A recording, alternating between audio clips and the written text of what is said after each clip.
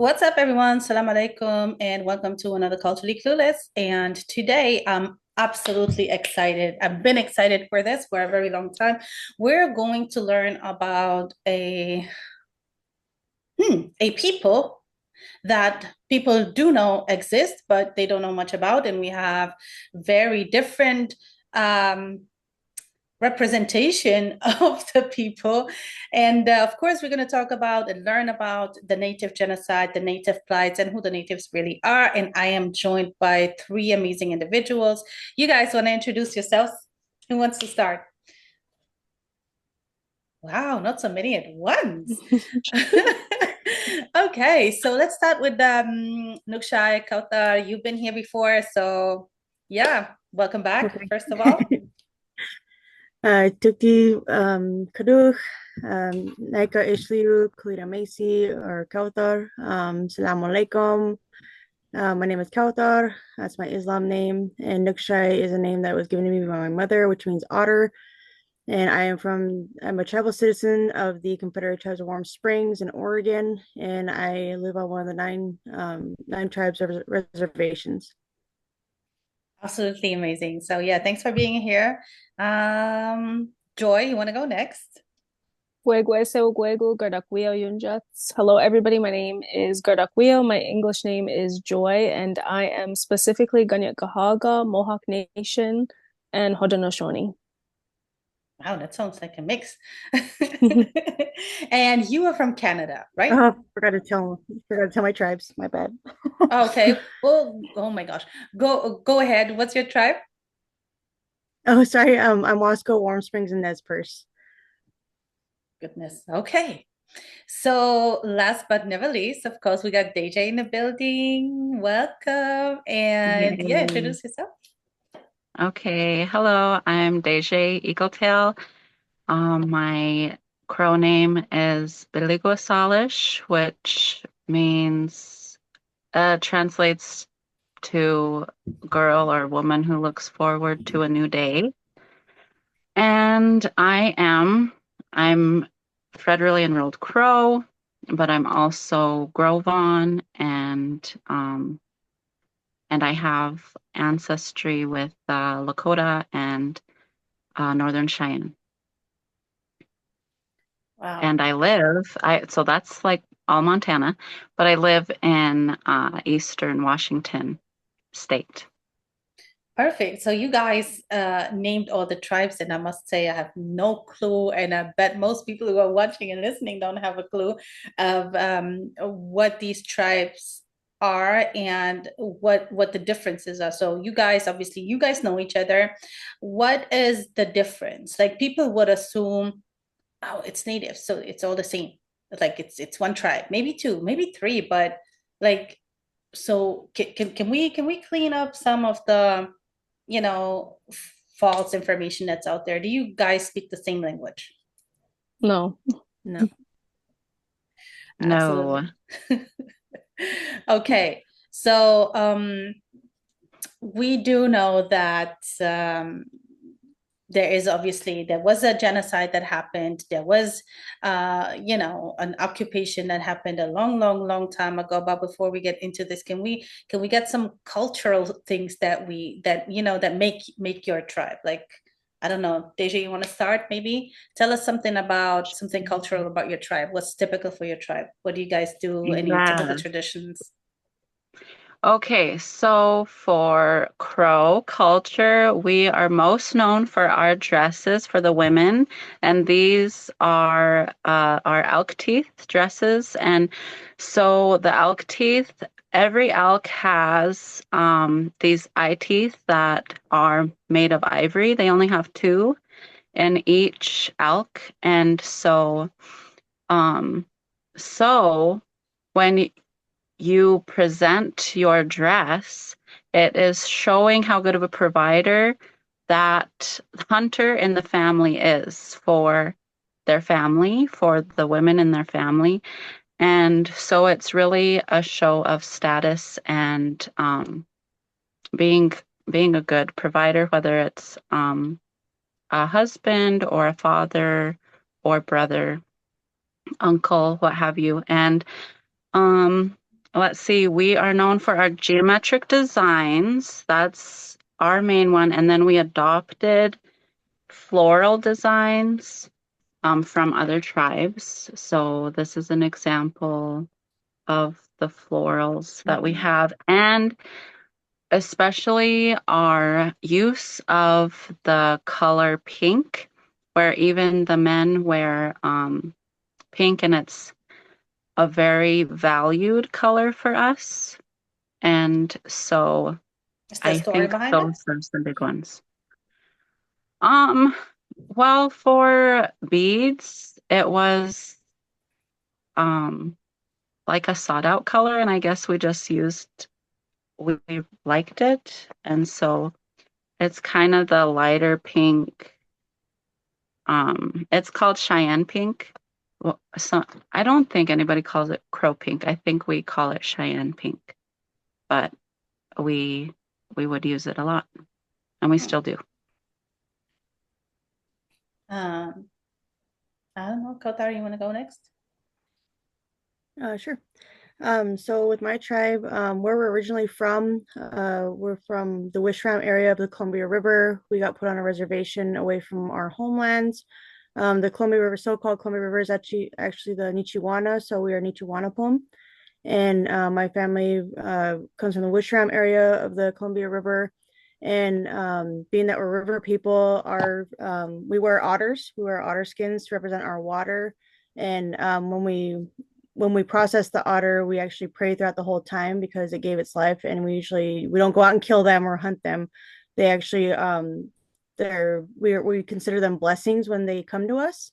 Like the otter that I have, I actually found it. It had gotten hit by a car on the side of the road, and it's about a 6 foot long otter. And it was so I stopped and I got it, and and processed it, and prayed the whole time. So it represents our water from the Columbia River. We also used dentalium, which is the shells from the rivers. These are actually going extinct. It's really hard to get them. And so we have to get them from outside sources. And then our shells, we use these for ceremonies, like when we go food gathering or funerals or different things like our New Year's, our winter solstice. We wear these. The shells also represent our water. And so we have a lot of our fishing grounds on the Columbia that we actually still fight for, our fishing areas, because it's part of our treaties. We also do hunting. We hunt deer, elk, sometimes the bighorn sheep. And also when we fish for salmon, eels, and we usually get those by doing dip net fishing. We used to have the Celilo Falls, which is no longer there because the U.S. government put a dam, which is now the dam that goes across the Columbia River, and took our waterfalls away where our elders used to fish. And so there's a lot of trauma there from our what we used to gather. And we still gather our roots and berries, which is our huckleberry, our luksh, chaush, ayun, piachi, and wakamu. And so certain families gather certain of those medicines, our first foods, still to this day. So, Wow. Okay, Joy, what about you? Your tribe or your tribes? You have also a couple. You're mixed, so. Well, I'm Ganyat Gahaga, and we fall under the Haudenosaunee Confederacy, so it's not necessarily mixed. We are known as the people of the Flint and the keepers of the Eastern Door. So my people originate from the East Coast, from New York through Quebec. And we were split off into different reservations all across New York, Quebec, and Toronto. And whenever we held meetings, we would always sit by the Eastern Door inside a longhouse with other tribes, and we would sit at the east because we guarded the East Coast. And Wow. my community, I would say, whenever there are protests going on about anything in the world, other reservations look to my community of Gutnawage specifically across Canada to see what we're doing. And if we're protesting, then everybody else is going to protest. So we Wow. have really big shoes to fill in my community. So when we see people in the States protesting other reservations, sometimes we join in. And we are also known for our beadwork. I have some beaded earrings, and DJ reminded me, like, when she said Cheyenne pink, we love that here, but that's not ours. So we were probably inspired by her peoples. And I've noticed that my community connects with so many other native tribes that we've taken on all their type of designs and beadwork, that I have earrings from so many different tribes.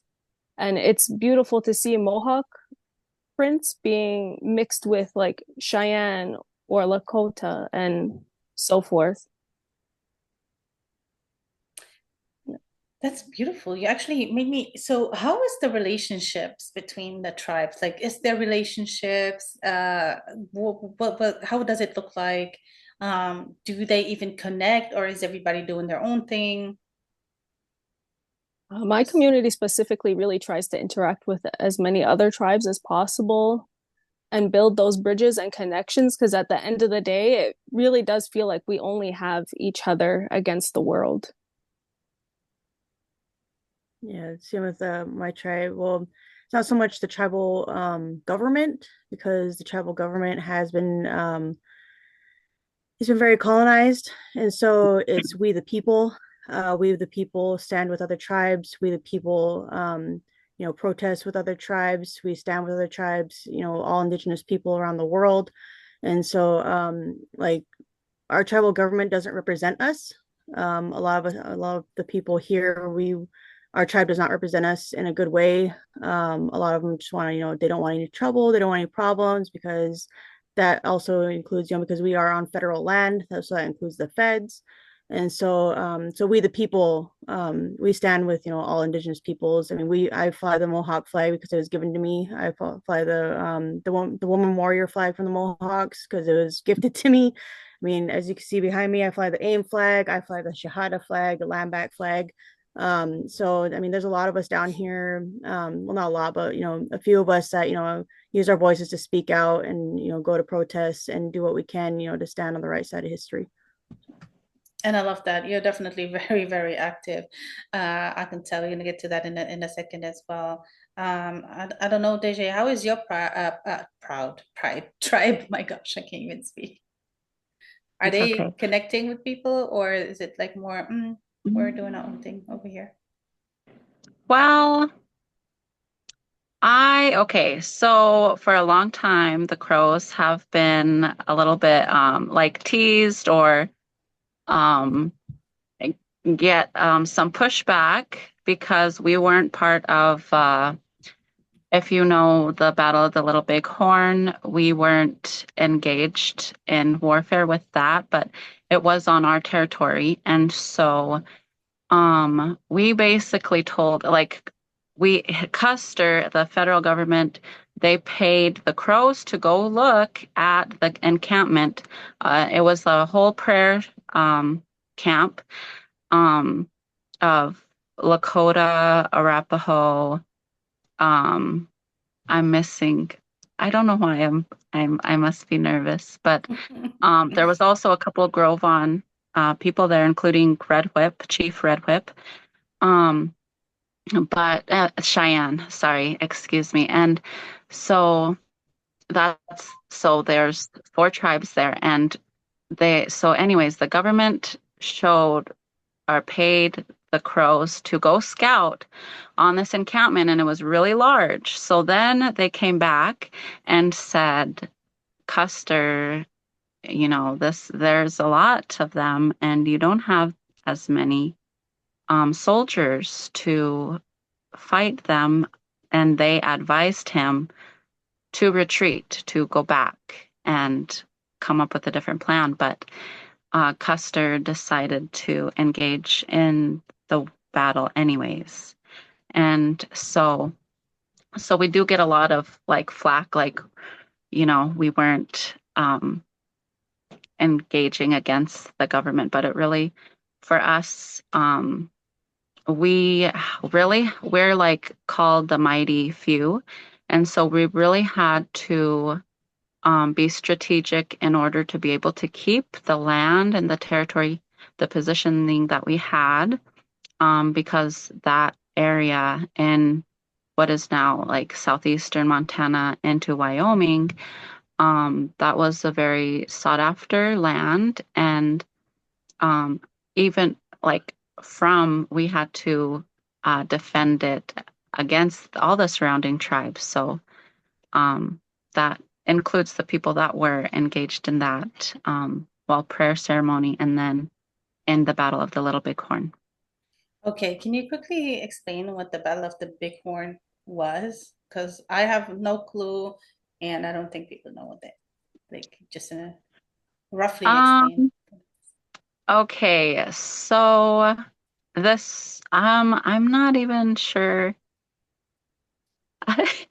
Okay, so like I was saying, it had Lakota there. It had the Northern Cheyennes there. It had, which back then they just say Cheyennes because they were newly had to move north through the Trail of Tears because they were being pushed out of the more like south, where like the South is now America.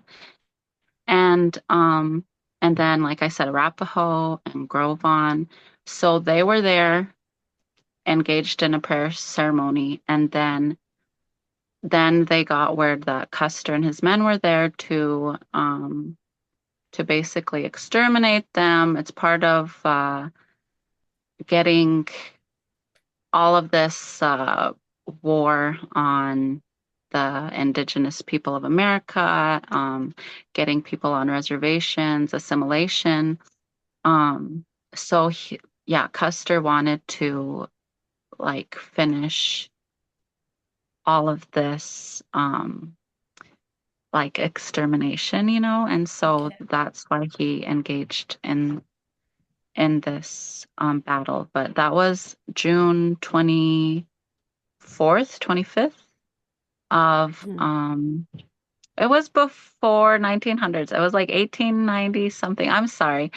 I'm not exactly sure, but That's okay. Yeah, it was around that time that this and happened. also because of the war party that Custer has said, it's actually in the U.S. law in South Dakota that if there is 4 or more tribes gathered together, it is a war party, and it's still in the law that they can be shot dead still to this day. So what, 4 Because tribes of that getting law, and together it's is a never been problem? changed because of the Little Bighorn. So anytime that we have multiple tribes together, that we make fun of it. We're like, well, we're a war party, like when there's 4 or more of us gathered, 3 or 4 more of us gathered. So right now we're at a war party. So just let you know. Oh my God, this is actually wild. I mean, we know that like when they say like, for example, when there's like 3 people or 4 people, like let it be Black people or any, other ethnicity, it's a gang. Like it's not Yep. allowed. But that with the tribes, that's insane. Come on now. That's wild. Yep. And it's still in the laws in South Dakota. Wow. So since we started going back in time, can we go back in time? Because I mean, obviously what the average person is learning at school is Columbus found America, and that was it. Um, what can you guys tell us or um, talk about that would kind of like, first of all, debunk that part, which was debunked, by the way, and also admit it to, because I still don't know why we have Columbus Day when we all know that it was false information. But what can you guys share about back then, how the native people of the Americas were occupied?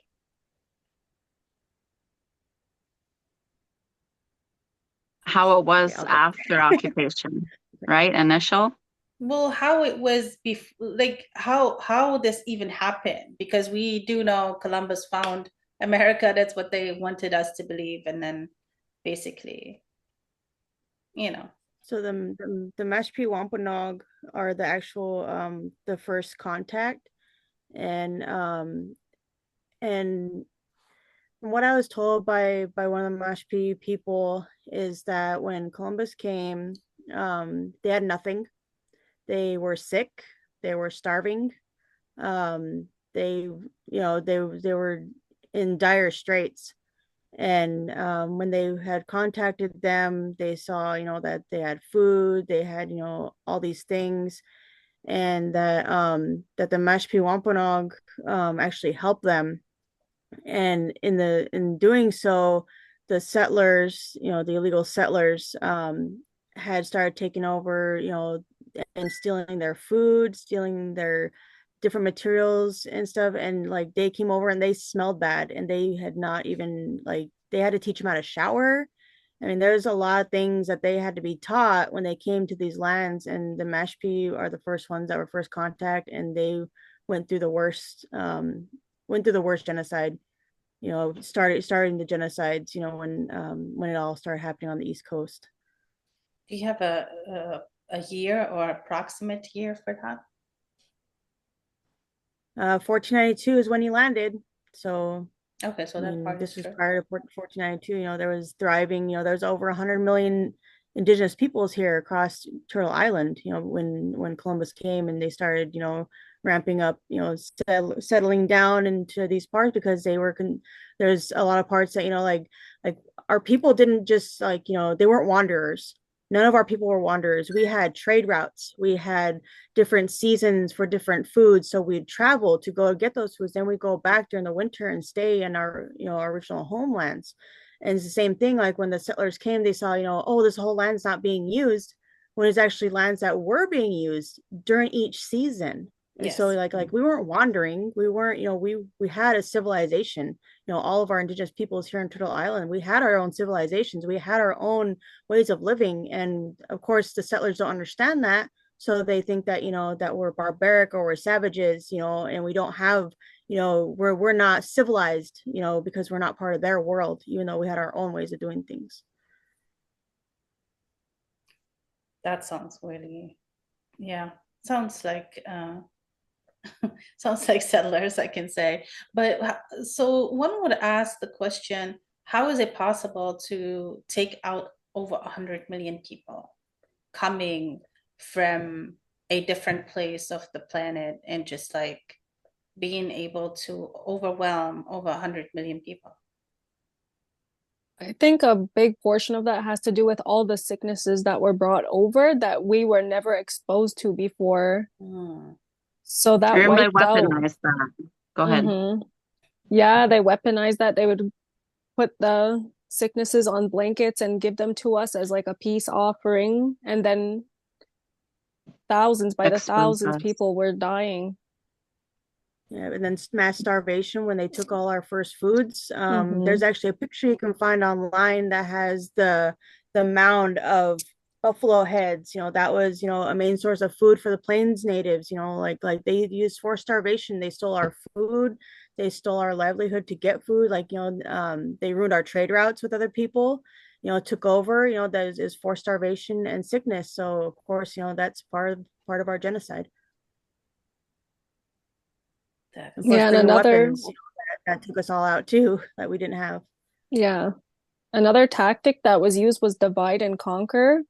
So they would pit us against each other, and then we would be fighting each other. Yeah. So we're destroying ourselves for them.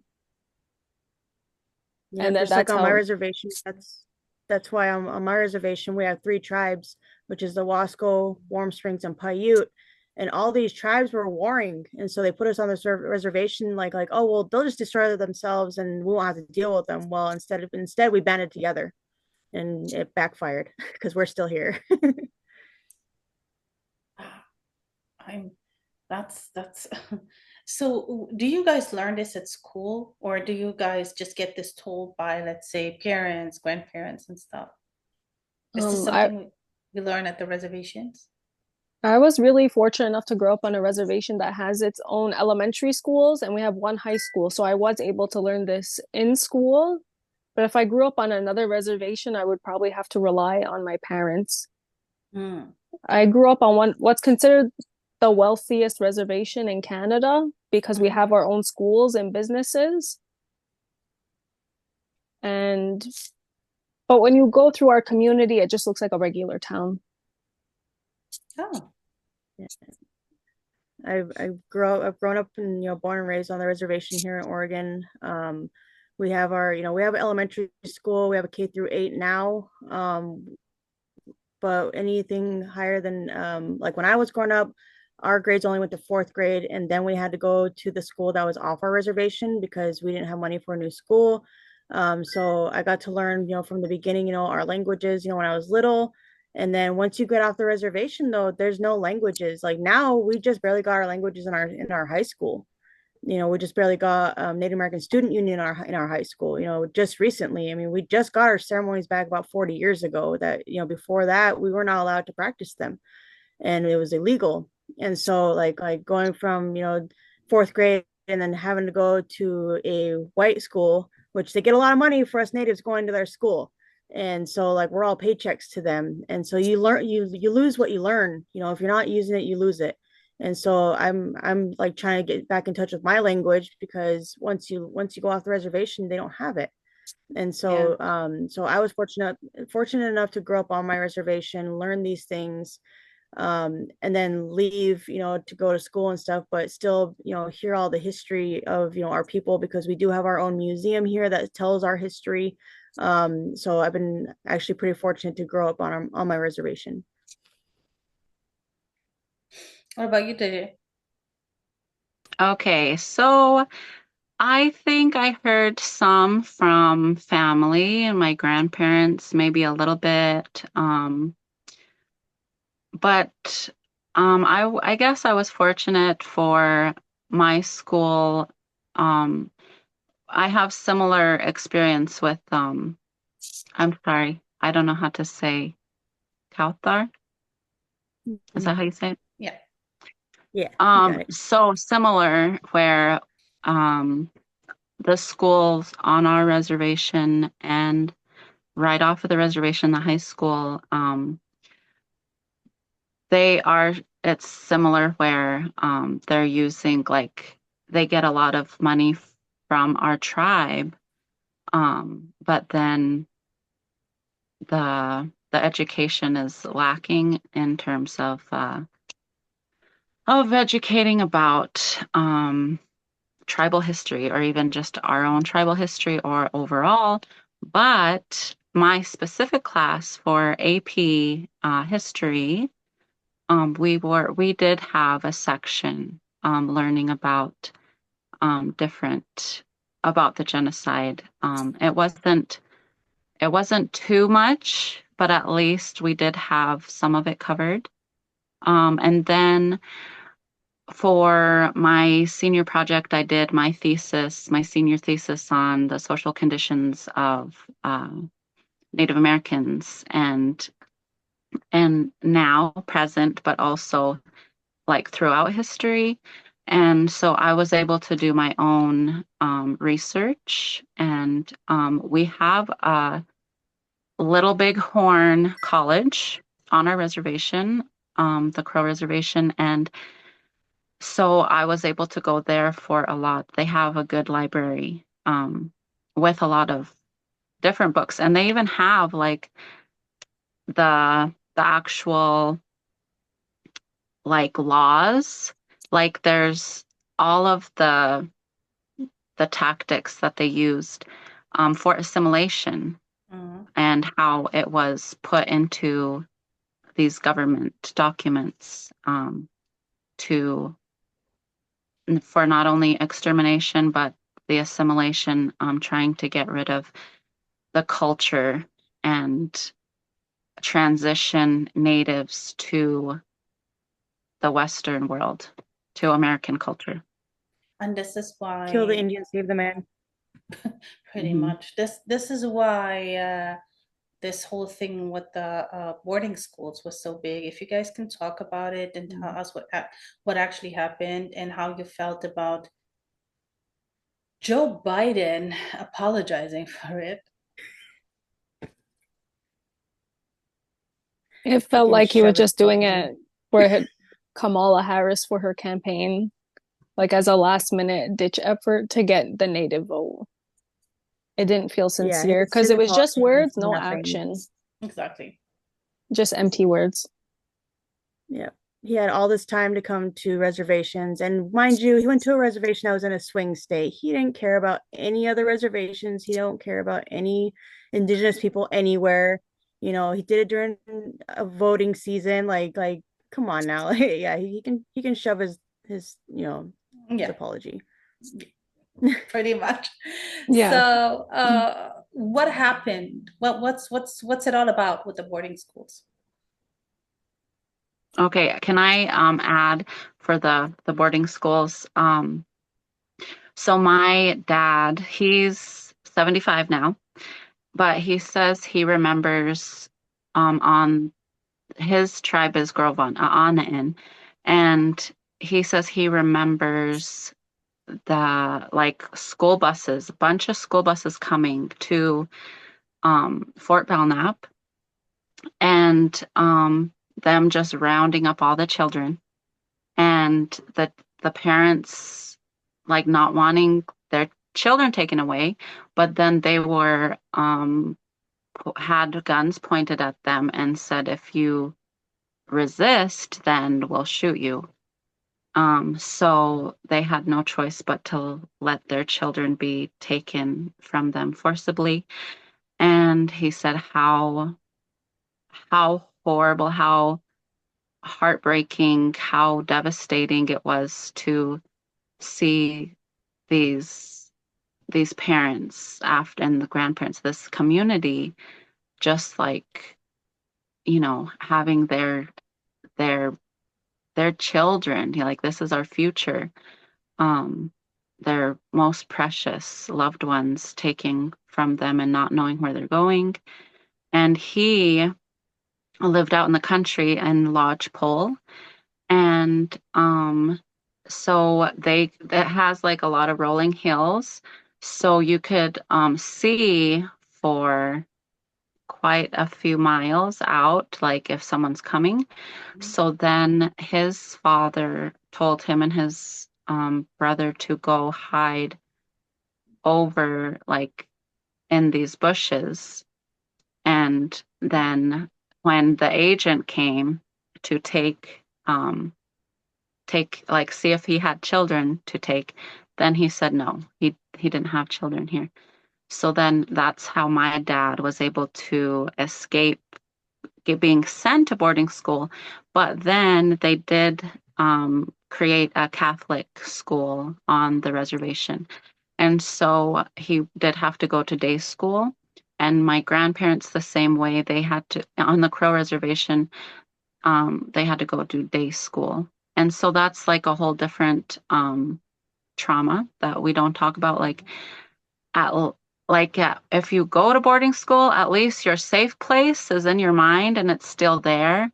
But then this is like different kind of trauma. And I'm not saying anything's better than the other, but just like having to go to this school where you're being abused all day and confused and not understand what's happening, and then have to come back home and like not know how to process that. And so it's just both are very traumatic and shouldn't have happened. But I just wanted to add that about boarding schools. Yeah. What was the reason they felt the necessity for that? Was that, again, and I know it's a very stupid question. I obviously know the reason, I understand, but I just want to highlight it once again, and I want to make it very clear for even the people in the back to understand why this was essential for the occupiers to do that. It was to beat the Indian out of the children, to decolonize, to colonize them, to get rid of their language, to make them as non-native as humanly possible, as Catholic as possible, and to stop our cultures from surviving. It's mind-blowing how one can come up with these kind of things. Yeah, and also how they started doing the boarding schools was actually an experiment. I forgot the name that they called it, but it was an experiment where they went to a certain tribe. I can't remember which tribe, but what they did was they took like the teenagers up to adults, the men, and they put them in these military schools to try and assimilate them, and killed off a bunch of them, the ones that, didn't want to assimilate. And so when they realized they could not assimilate the teenage boys up to men because they already had their culture in them, that's when they figured out, okay, we need to do the scoop of these younger kids, the teenagers on down to babies, to take them and assimilate them because they don't know their culture yet. And so that's how they got the boarding schools together. The 60s scoop, where that's what Deja was talking about, all the school buses gathering all the children. They realized that, that to kill the Indian and save the man, they had to assimilate at a young age, so that way the kids didn't know anything. They took them away from their families, so they couldn't learn from their families. So that's how boarding schools were made, was from this experiment of trying to get these warriors to assimilate to the military, and so that's how that was created. It was experimenting on indigenous peoples. And what year was this? Like how long did they last, these boarding schools? So the 60s scoop happened in the 1960s, so fairly recent. So before that, it was like in the at least in the 1920s, 1910, 1920, when they started that. Like even here in Oregon, like when you see old buildings, they have the year 1910 on them. That's been very profound in the history of colonization, is 1910 and 1920. Those are the years that you see plastered up everywhere, even in the residential schools. Is those years were the prime years of assimilation. So it's fairly recent history if you really look at it. And when did it stop? And what was the reason for them to stop? It It still hasn't. It still hasn't. We're still fighting for our rights as human beings to be seen as human. Supposedly the last residential school closed in 1996, but there's still one open in the USA. Oh yeah, we have residential schools that have been repurposed. On my reservation, we had the boys and girls dorms that have been repurposed and used for our behavioral health, for our culture and heritage. We still have the cafeteria that is on campus. So they've been repurposed, and there's a lot of trauma from those schools, even within our own community, that our elders are like, we don't want to talk about it because we don't want to have to go through it again by speaking about it. Because every time they speak about it, they go through that trauma over and over, and there's no healing from it. They're stuck with it. So I mean, there's still boarding schools that are even used now that are Indian schools. Like Chamawa is still going. There's but using the same tactics. Riverside. What's that? Using the same tactics, like being abusive.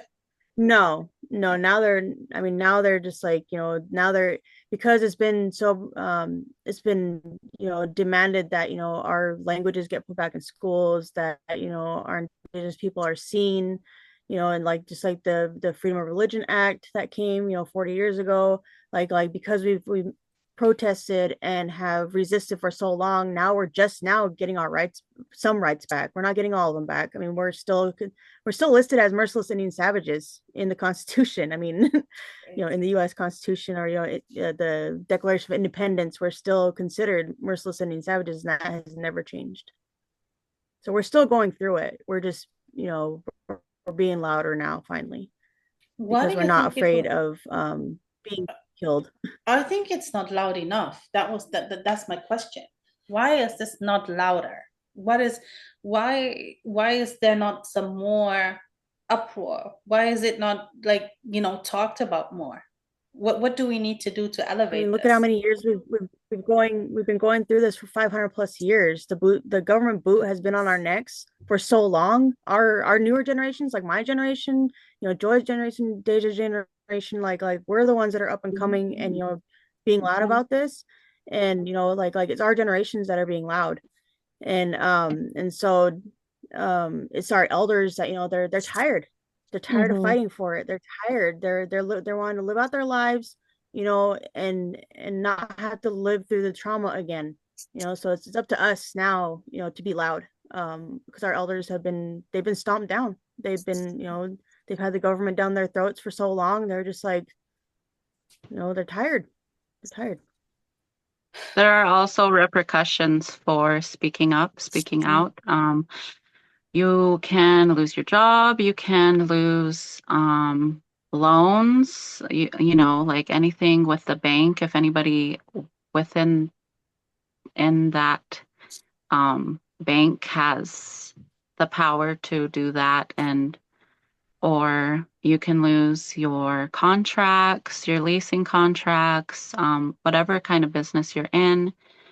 Like you can get blackballed from whatever group that you're part of. On social media, you can get doxxed, you can get cyberbullied, you can, all of this, get accounts banned or whatever. So there are sometimes there is a privilege to be able to speak out if you are in a position where you can deal with those repercussions, or if you have an environment that you can ensure your own safety. So there's also that. We've been, a lot of natives have been conditioned to just kind of toe the line in order for self-preservation. But I think with this rise of like Indigenous voices being amplified through different social media apps, that I think it's changing the tide where, well, maybe we will be able to speak out more. More and more people are like seeing the support that they can get. And so it's just a matter of really connecting more with everybody, whether it's allies throughout the world or within other Indigenous people, to be able to create a new society, a new world where we have each other's back and we'll be able to help each other, so that we will be able to, more and more people will be able to speak out more. Love how you said that, because this is, I believe, how all three of you even met, how I met y'all anyway, and that is, advocating and fighting, against the ongoing genocide that's happening currently in Palestine. All of you are very, very engaged with that, and we had conversation in a whole different setting before, at least Deje and Joy. You guys have shown the parallels between the native genocide and the genocide in Palestine. Can we talk about that a little bit?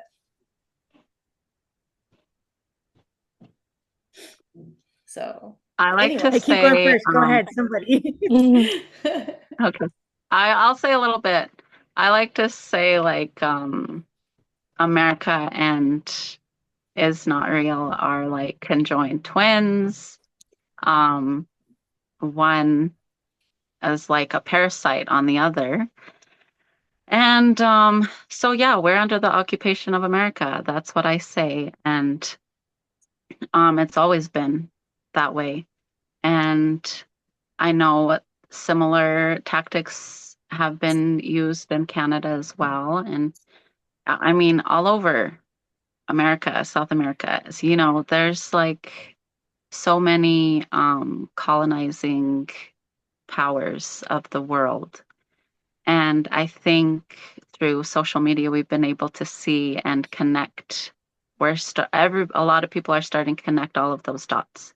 Mm-hmm. And hopefully that we'll be able to, gain our power and move. I see it happening, being able to push back on that. So go ahead, somebody else. Over here in Canada, there's a reserve called Ganasadage, and in 1990, there was going to be a company that built a golf course over a sacred burial site, and they started protesting. Then my community of Gutnawage started to protest as well to show our solidarity and that we don't approve of their land being taken away for non-natives to have a golf course on native lands. So the Canadian government was so terrified of our resistance that they surrounded my community with the Canadian Army with tanks and everything. And for the summer of 1990, nobody could get in or out of the reserve of Kahnawake. And whatever food was brought in, it had to be approved by the Canadian Army, and they would stab the milk jugs, they would stab the fruit, all the food. It would be tampered with, spoiled. So it reminds me of what's happening in Palestine with the food being tampered with before entering. Yes. And that was just one summer for us. I can't imagine an entire year of waiting for food trucks to bring in food that might not even be good to eat. And then finally, when a day came when the Canadian Army warned our community, we're going to enter now. All of you need to leave. And we don't know what they were going to do, bulldoze our homes, but they gave us a warning to get out or else. So we all left by water, and they made the men leave separately, and all the women had to leave on boats with their children. And the army, the Canadian Army, had guns in my sister's face, and she was like 2 years old. She was just a baby. And then finally we met up across the water from us. And thankfully, the non-natives who sided with us built a human chain, and they kept us safe from the non-native protesters who wanted us dead. There were so many times that non-natives were throwing rocks at us, shooting to kill, shooting rocks at our heads to kill. That's what it reminds me of. Like, we just went through a little bit of what Palestine is enduring, like just a smidge of it, and I can't even imagine a whole year. I mean, yeah, I mean the siege has been going on for much longer, but this genocide has really kind of like blew up, for the past 14 months. You guys also talked about the water. I don't know who mentioned it at that other talk. I don't know if it was you, Deja, or I don't know if someone can also talk about how the water was contaminated. So we have our water issues here. In Palestine, it's controlled. They get their water turned off. They get it contaminated. They get it poisoned. It's the same thing over here, where we get our water. We get it from the Deschutes River, which above the Deschutes River is the farming, and the farmers actually throw their farming water into the river where we get our water. And so we have to have it, go through a treatment plant, and we shock it with chlorine. We have to do all these things to have clean water here on our reservation, and so like we're fighting with farmers right now. There's actually a golf course trying to be put in 2 cities away from us, and that is breaching our water rights, and we are fighting it right now. So, the city of Redmond has already said they're not going to abide by the treaty. So I've been told to step back because I'm ready to go shut it down. And but my tribal council member has said that they're handling it legally. So we'll see where that goes. I have a feeling I'm probably going to be out there. So I'm not going to allow these people to do this to our water. We're already in a drought, and that'll make it worse. And so with Palestine, like even with how our lands are taken away from us and renamed, like we didn't have the city of Redmond, we didn't have the city of Bend, all these places that have been renamed. It's just like in Palestine, where things are being renamed in the Hebrew language, or making it sound more colonized, and taking away the indigenous names of the cities. And it's just like here, in the United States, or Turtle Island in general, all of the names have been taken, or they've been, like there's a bunch of different things, like the Apache helicopter that killed, during the Hannibal procedure, when October 7 happened. Like even those things, like in the military, they take our names of our tribal people and they use them because the reason why that was named that the Apache helicopters, because the Apaches are a strong people. They resist. They are warriors, and so that's why the United States government takes our indigenous names and uses them for their gain. Because they see us as a threat, and so they see us as resistance. And so it's just like in Palestine, a lot of things that they're going through. That's why there's so many parallels, is because we've already been through this, and we don't want to see Palestine go through what we went through, and still going through nowadays. Like my Palestinian brother, he's my best friend. His kids are learning English. I'm like, no, you need to teach him Arabic. You need to keep that language alive, because they will take it from you. They will assimilate you if if you don't keep that alive. Our languages are our bloodline, and so a lot of us are reconnecting, and we don't want Palestine to go through what we went through, having to, relearn our language, relearn our ceremonies, relearn a lot of things that have been taken from us, and then now in turn with what they're going through. And 2025 is going to be a wild ride for natives here. There's a lot of things that are coming at us, and so we need to take a page out of the Palestinian book, how they're surviving right now, 15 months of genocide. We have all been put on reservations where we are all isolated. They can come do what they're doing in Gaza to us right now. And being that we have trucks that bring our foods in and stuff, like, delivery trucks, those can be cut off. We really need to take a page out of, from the Palestinian relatives, and see that it's going to come back here, and they're going to do something to us too. Like it's already been, like, even with our elders, they've already said that this is coming again. It's going to come again. It's already happening again. And so, we just, we see the parallels at, that they're indigenous to our land, just like we are to ours. And, we need to band together, because these parallels are, we're going to need all the strength that we can get with everything happening. So I just wanted to share that. Wow. So Joy and Deja, how do you guys feel when you hear that? When you hear what Kautar is saying, like this is going to come back in 2025. It's not going to be a fun ride. Oops.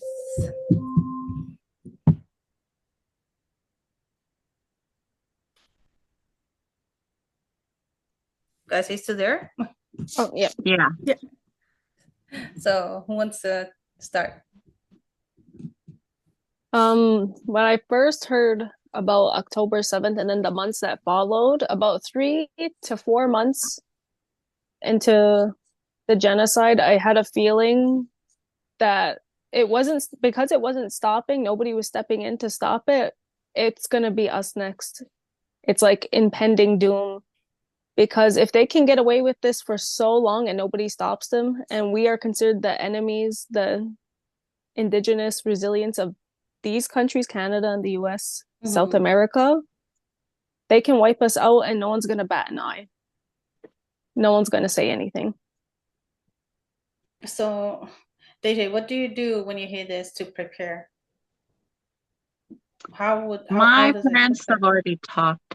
Yeah, my parents have already talked about it, and we're like, we might just move back to our native community, back on the reservation.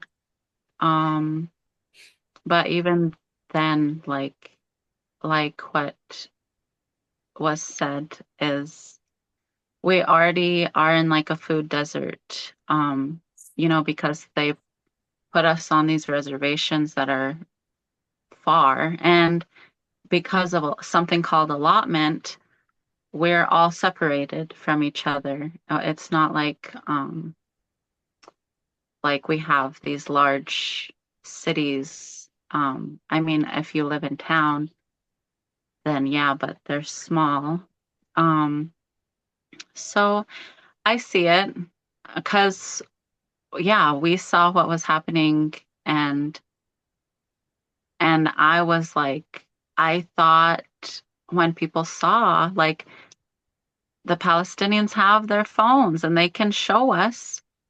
And I was like, oh my gosh. But I had hope that once people saw it, that they would stop it. But then when I saw them not stopping, that really crushed this hope inside of me that I always thought, if only the world knew. If only the world knew what was happening to us, that it would have been stopped. But now we see with Palestine that's not the case. That is very true. It seemed like it even I mean, amplified. even when you see like how Palestine is depleting, like you see how much was, you know, Palestinian land in Palestine to where it's at now, and you see the United States as native land was being taken over. It's the same thing. Like, you know, it's the same erasure, same ethnic cleansing, and how they strategically put all the reservations around the United States. We are away from each other. Like I'm in rural Oregon, like all of our reservations are far apart. Like the next reservation is at least 5 hours away. You know, like we have been strategically placed on these reservations away from each other so we cannot band together.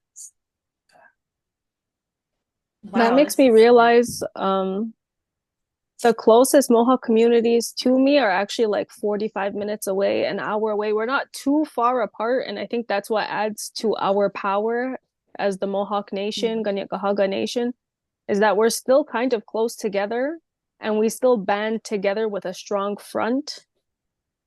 So thankfully, we aren't too far from each other. And if something were to happen soon, I know my community would be the first to start an uprising, but it's scary to think about.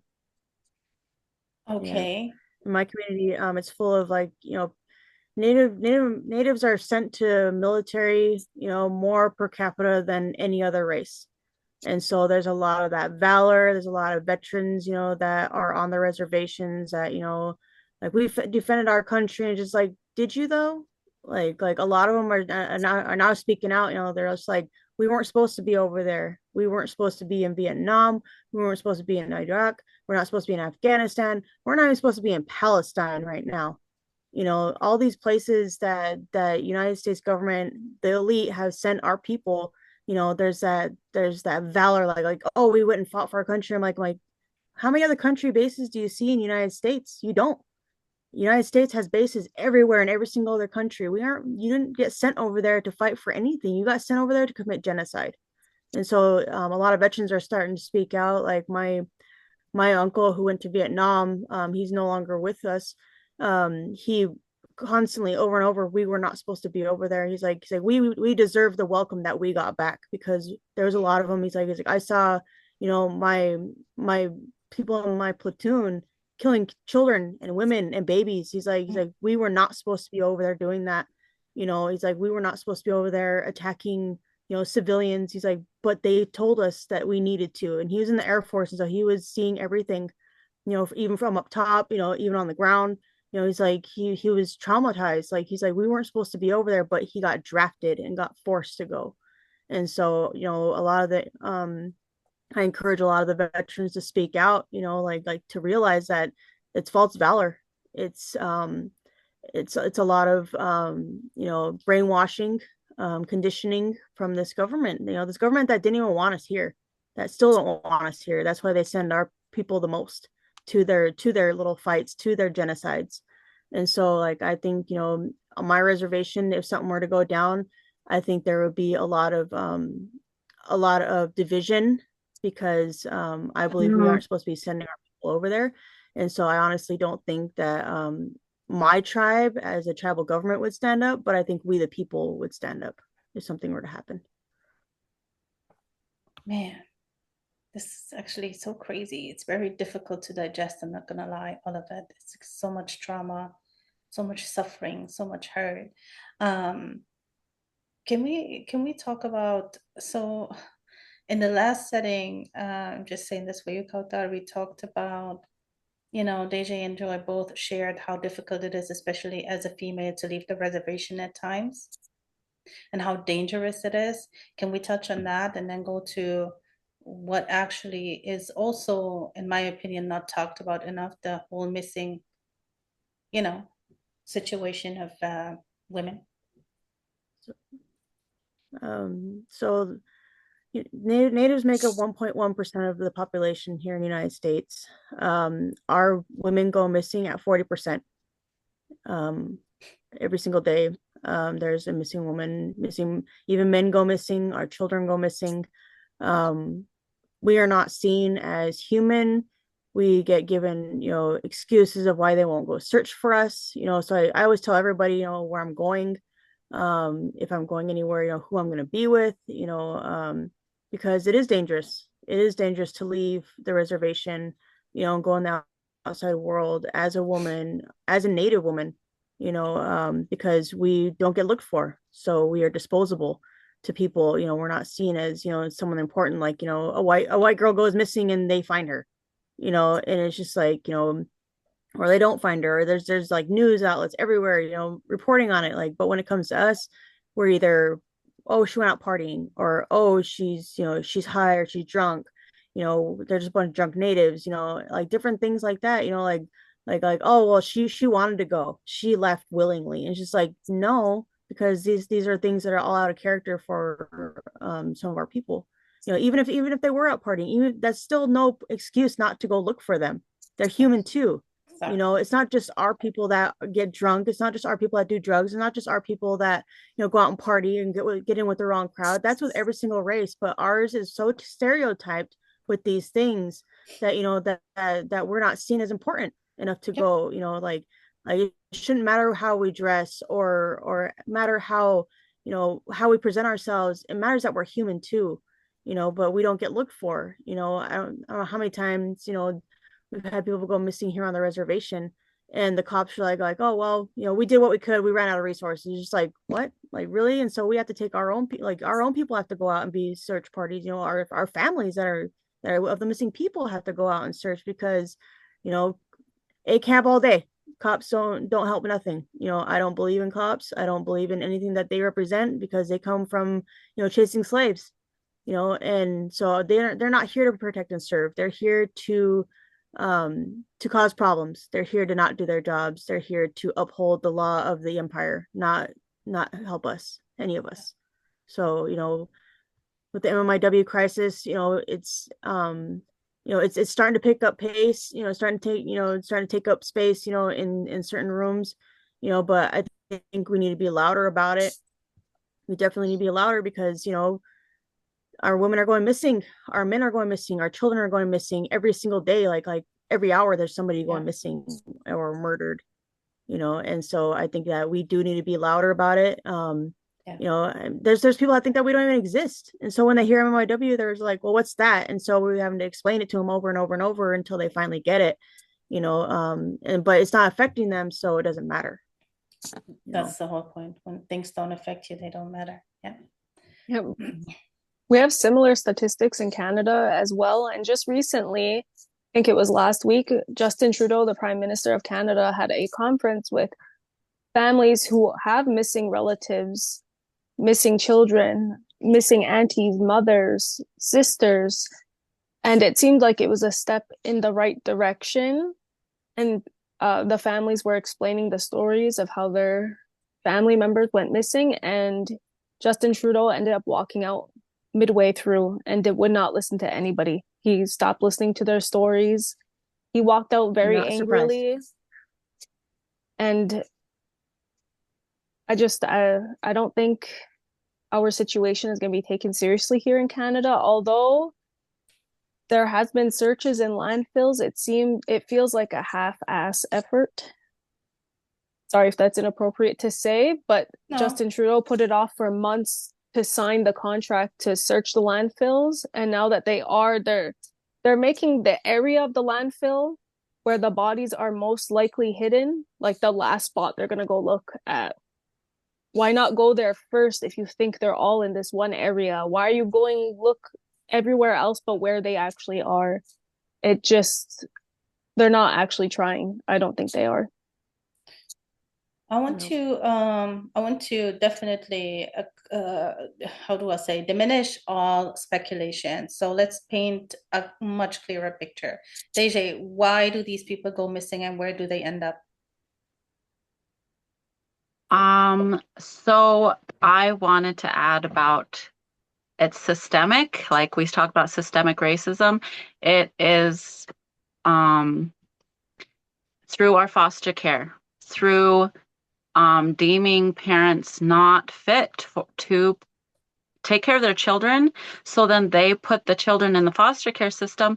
And then these foster parents use this as a business, use Native children as a business, and they're not raising them. They're seeing Native children as a commodity. And that's how the children start to view themselves. And like, it's in the healthcare system, doctors and nurses being complicit, actively harming and doing either malpractice or neglect, that result in the deaths of Indigenous patients. And so a lot of Indigenous people refuse to go to the doctor even if they need medical care, because they know how dangerous it is to go to the hospital to try to seek care, because they could end up losing their life instead. But they're also kind of gaslit and saying, oh, well, you're old, we can't do anything for you, when it's some real medical situation that could be treated and they can heal from. Or there's so many stories like that within the healthcare system, provided in America by the Indian Health Services. And when we talk about like Indian Health Services, Bureau of Indian Affairs, these other government entities in America, it's because we are still seen as like wards of the government. The government has a fiduciary duty to the Indigenous population. Like, they still see us as like cattle. Yeah, even the capital that we make on our own, it has to go through the government, and then they give us our money back. And so that's why it says it's a government. Like, that's why people are like, oh, we get so much money from the government. It's because everything about our affairs has to go through the government first, even our own income. This is occupation. And we're the only the only race of people that have blood quantum like cattle, like horses, like dogs, to show how Native we are. And we have to carry tribal IDs to prove it. Yeah. And I also want to add on that Native women are overtly sexualized in the media and fetishized. Like, when you look at the Halloween costumes, it's mini skirts that are made out of fake leather. The way that we are portrayed in the media by non-natives, it makes non-natives fetishize us and want to buy us. And it makes it not safe for us and dangerous. For sure. Yeah, we get in the human trafficking and sex trafficking, natives get like a higher amount of money.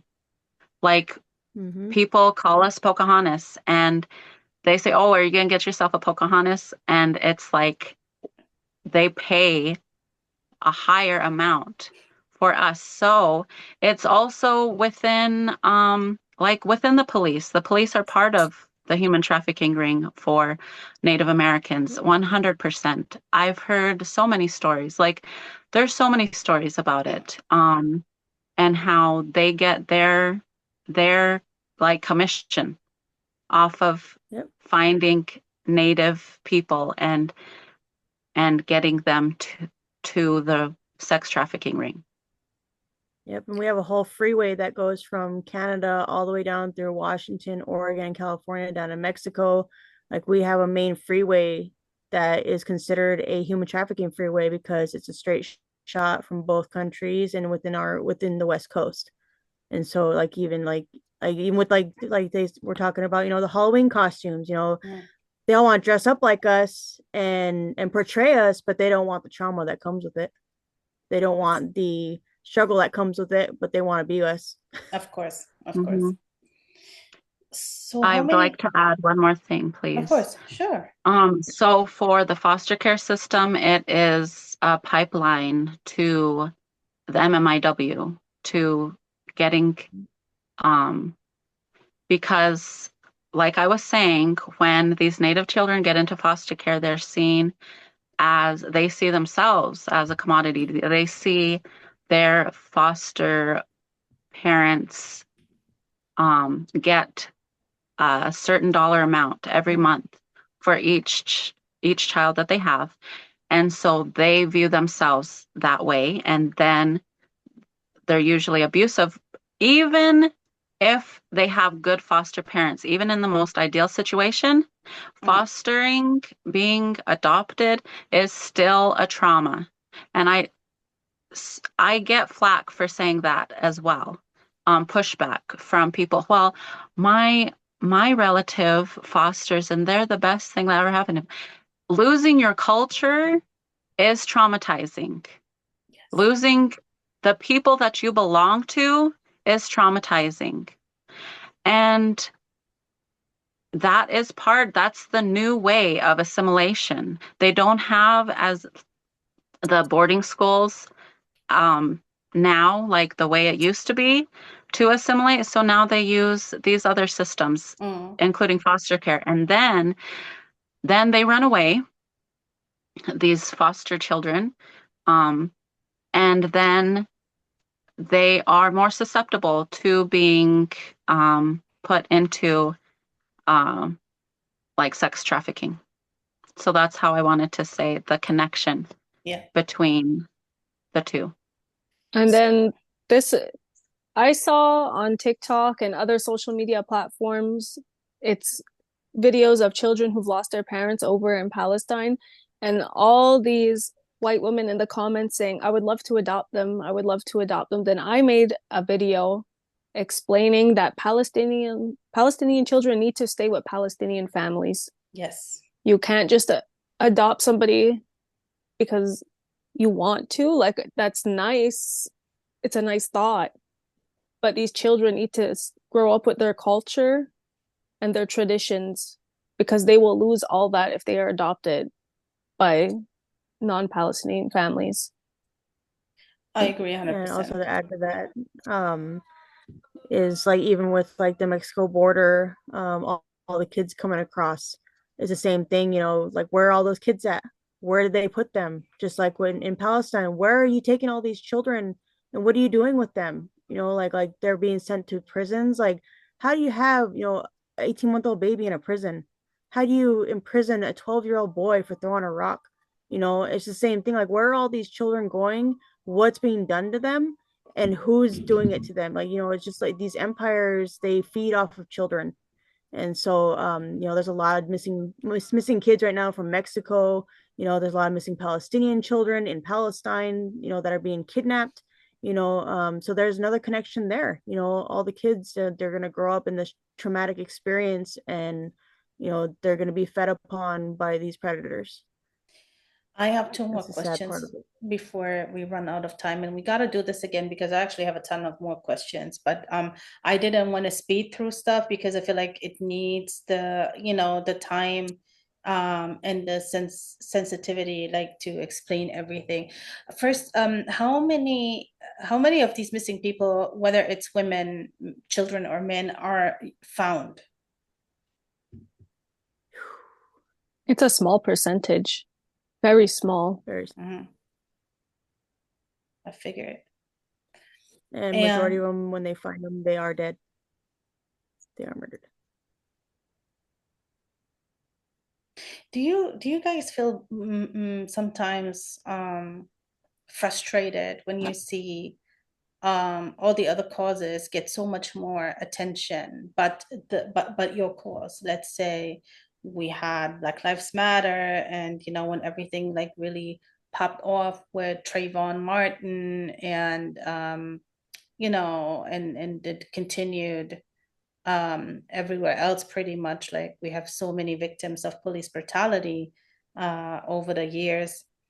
Do you guys feel like, why is our cause not important enough for people to stand up? I'm not disappointed that that cause got so much snowballing, like it Hmm. got bigger and bigger. Yeah. We support Black Lives Matters, Yeah. and one day we'll have our time to shine. Mhm. And we Yeah, have, all our yeah. oh, well, But a lot of our Native communities, like we would hide Black slaves whenever they would run away. Like we have that connection. Hmm. So I am more than happy to support their causes, and they have our backs too. Yeah. and all our struggles are connected. Like there's no difference between our Black Lives Matter, Yes. Palestinian Lives Matter, Native Lives Matter, Mexican Lives Matter, all our indigenous people, Hmm. including our Black Lives Matter people, like all of us that are in resistance, all our movements matter, and they are all connected. We all go through the same things, and I think it's great that we're all connected and connecting, because that's what the empire wants. They want division. They want us to divide and conquer, just like they've done to our native people. So all our movements are connected. We all have each other's backs, and that's the way it should be. It's going to take all of us to stand up together to be stronger. 100%. Oh, and at the end of the day, we all have the same oppressors. Oh yeah. Oh, Mhm. yeah. That's what connects the struggle even more so in the first place. Mm-hmm. Can we talk about one last thing? And that is the whole story about, you guys can probably guess it, the casinos.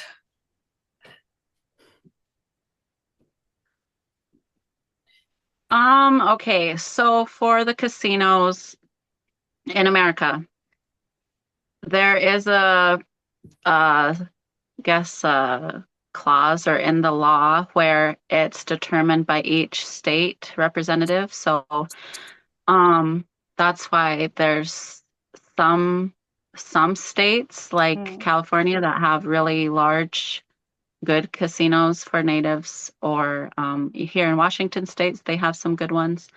But like in Montana, um, we don't have large casinos, or because each state determines the level of exclusive rights for gaming, and there's three different levels. And some states, the native tribes have full, like 100% exclusive gaming rights, but there's some that only have like one or two levels of the gaming. And um, so that's one thing that I want to say about that. And I've seen it as a way to, yeah, gain capital for the community.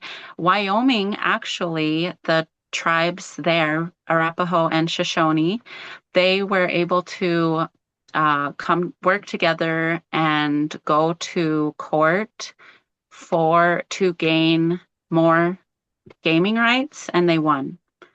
And so, but you do have to have the money to be able to go to court, and it can last a long time. And it depends on the state gaming association too, and how much money they have, how powerful they are. But I don't know if anybody else has more to say about it. I mean, I would like to know who was profiting the most off of these casinos. Is it really your people or is it really the government? I think that depends on where you are and which Mm. tribe you're at, because some casinos solely benefit the community and give back to the community, while others you can tell is being funded like it's going to the government or non-natives. Yeah, I mean, if we think of And it, Vegas. mm-hmm. But I know for Hurricane Milton, or it was the hurricane just before that, Helene.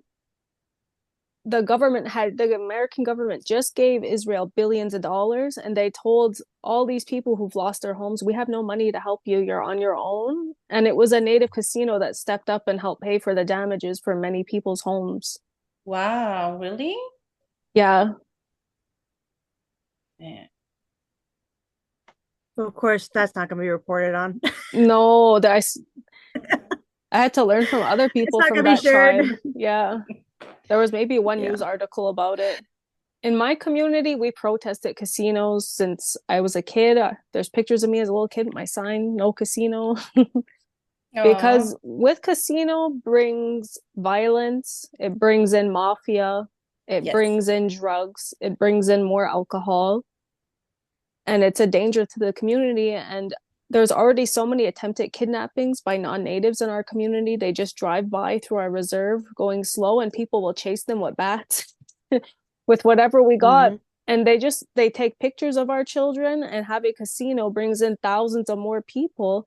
So we protested it for decades, and now we have it's like illegal almost to have a casino in our community, but somebody ended up building I don't know, they don't call it a casino, it's like a gambling, some they Some call it gambling. something else to get by having a casino, but it's basically a casino.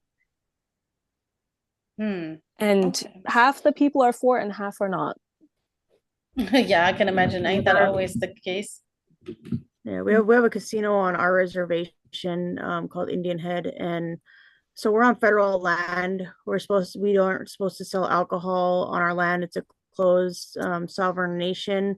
It's a dry res. Not supposed to have alcohol being sold or anything on here, but our casino is the only place that you can actually buy alcohol and cannot leave with it. But that also brings in rude ass tourists, stuff for a lot of my language, but it brings in a lot of tourists, a lot of racism, because there's they see us as dirty Indians, and here's our money, and it feels like a little bit of a charity, which they're like, well, we're going to spend money at your casino, and just like, I don't give a crap if you're here or not. Like I would rather you not be here, and getting drunk and abusing our people, Right. so like I don't agree with the casino, but it is what it is.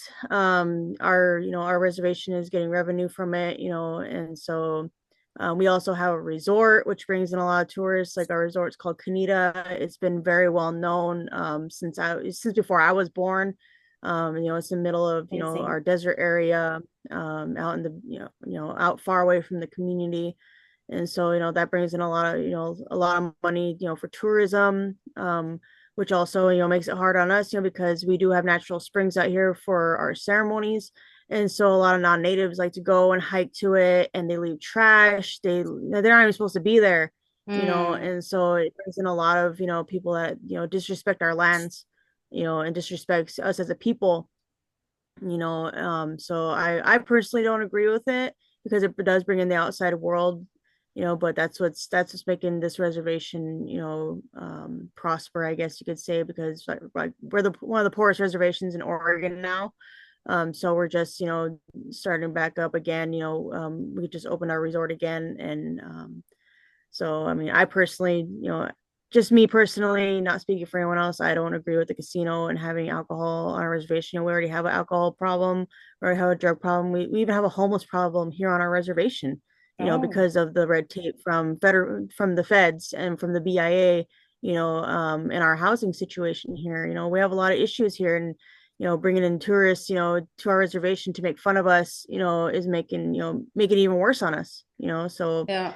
stereotyping us, and then they go off the reservation and talk about it. It's just like, it's really sad, that we're a strong people here. Our people are amazing. Our Indigenous people are amazing all over. And then having non-natives come in and and talk about us, and stereotype us as always. It's really detrimental to our people. So I just 100%. wanted to add that. That's the dehumanization. Ladies, thank you so much for joining me today. I really hope we can do this again. We need to do a part two because there is a lot of stuff we need to talk about. There's a lot of stuff to unpack. Yes.